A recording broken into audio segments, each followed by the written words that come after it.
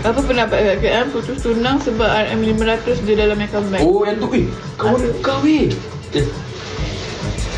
tu. Sebab dia nampak duit tunang dia 500, putus tunang.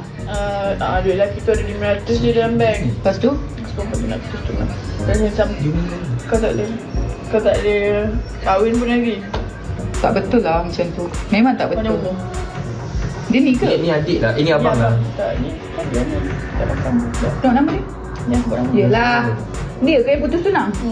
Ha? Manis. Ni yang makan. Lah. Mak pernah nampak lah. Alah, aku pun pernah nampak dia.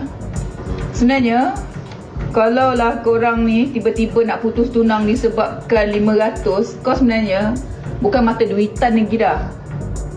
Kau gila harta. Kau gila harta. Tapi kau kena ingat, kalau dalam bank dia ada 500 juta pun, kalau bukan untuk engkau, bukan juga.